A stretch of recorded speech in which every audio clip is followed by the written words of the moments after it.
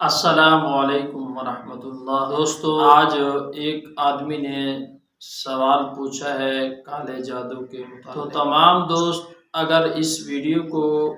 And تک دیکھیں گے تو بات سمجھ آپ کو ضرور آئے گی، اور جو میں عمل آپ کو بتانے والا ہوں وہ بہت ہی لاجواب ہے، خصوصاً کالے جادو کے لیے۔ آپ کالے جادو سے جس طرح محفوظ رہیں گے تو باقی بھی قسم کی جو بلائیں ہیں ان سے بھی آپ محفوظ رہیں گے۔ حضور نبی کریم صلی اللہ علیہ وسلم کا صحابی اندھیری رات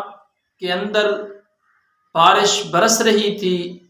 حضور نبی کریم صلی اللہ علیہ وسلم کو تلاش کرنے کے لیے نکلا، تو حضور نبی کریم صلی اللہ علیہ وسلم کو جب تلاش کیا تو آپ صلی اللہ علیہ وسلم نے فرمایا کہ میرے پیارے صحابی، میں آپ کو ایک ایسا خزانہ نہ دوں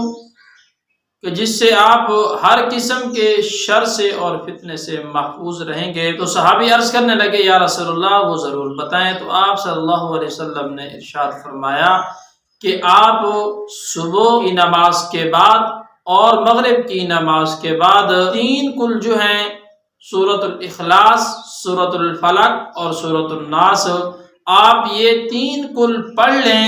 تو آپ کے لیے بہت زیادہ فائدہ ہوگا۔ ان فائدوں میں سے پہلا فائدہ حضور نے فرمایا کہ وہ آدمی کالے عمل یعنی کالے جادو سے محفوظ رہے گا، اور نمبر 2 فرمایا کہ وہ سانپ سے اور بچھو سے بھی محفوظ رہے گا، اور حضور صلی اللہ علیہ وسلم نے فرمایا دشمن سے بھی محفوظ رہے گا۔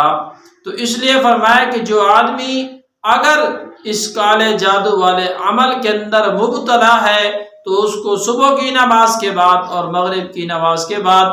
یہ عمل کر لینے چاہیے، انشاءاللہ اس کو ضرور فائدہ ہوگا۔ تو ایک بات آپ یہ بھی ذہن نشین کر لیں کہ یہ کالا عمل جو ہے اس وقت آدمی کے اوپر اثر کرتا ہے جب آدمی اپنے وجود کو پاک نہیں رکھتا، اور دوسری بات یہ ہے کہ اللہ کے احکام سے غافل رہتا ہے، گویا کہ نہ نماز کی طرف جاتا ہے نہ ذکر و اذکار کی طرف جاتا ہے، اور اپنا وقت جو ہے اللہ کے نافرمانی کے اندر گزارتا ہے، تو پھر یہ عمل جو ہیں کالے عمل آدمی کے اوپر اثر کر جاتے ہیں۔ حضور نے فرمایا کہ جس کا مفہوم ہے اگر جو آدمی ان 3 کل جو آخر والے ہیں ان کو پڑھ لے